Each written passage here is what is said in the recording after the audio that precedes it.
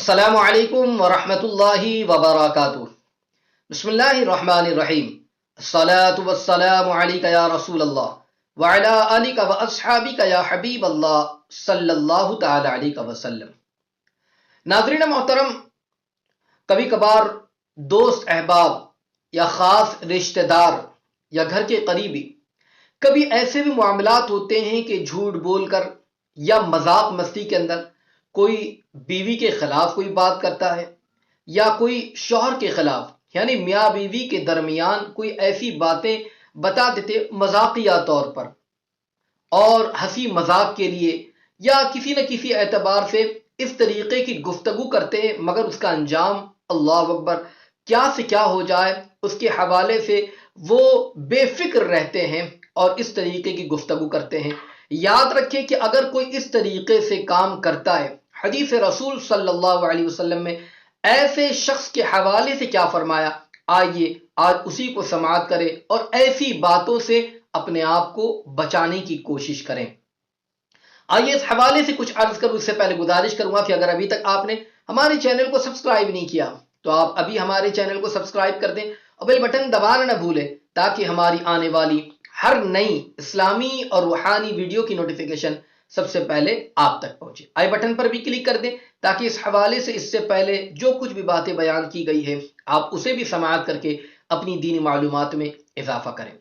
नाज़रीन मोहतरम, निकाह एक ऐसा अजीम और मजबूत रिश्ता है जिसके जरिए दो ही शख्स के दरमियान नहीं, मियाँ बीवी ही के दरमियान नहीं बल्कि खानदानों के दरमियान रिश्ते जुड़ जाते हैं और एक अजीम मोहब्बत भी होती है और उसके बहुत सारे फवाइद भी होते हैं।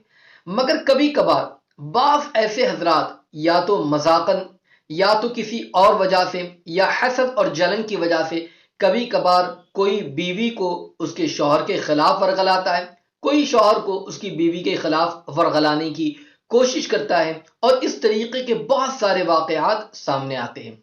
याद रख लीजिए, अबू दाऊद शरीफ की रिवायत है, हज़रत अबू हुरैरा रज़ियल्लाहु मौला तबारक व तआला अन्हु इस बात के रावी है कि प्यारे आका नूर मुजस्सम सल्लल्लाहु तआला अलैहि वसल्लम ने इरशाद फरमाया, जिसका मफहूम है कि वो शख्स हम में से नहीं यानी मुसलमानों में से नहीं, हमारी जमात में से नहीं कि जो किसी औरत को फरेब देकर शौहर की मुखालिफ बना दे।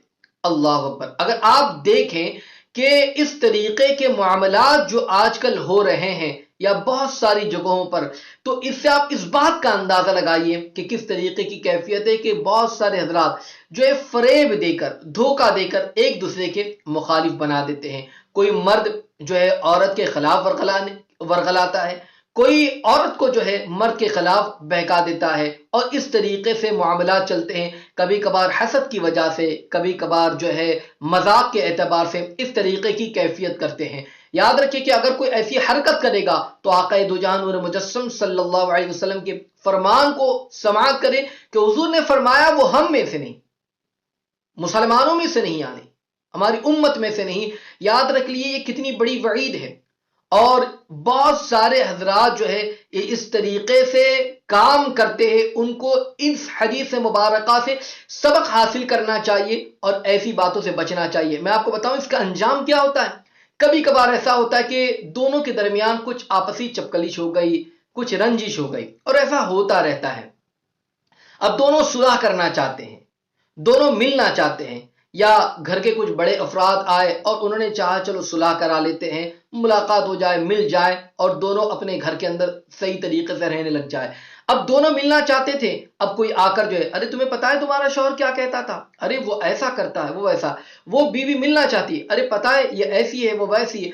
इस तरीके की गुफ्तगू कर कर अब दोनों के दरमियान तनाज़ो पैदा कर देते हैं। जो मिलने वाली कैफियत थी अब उसको भी तोड़ दिया।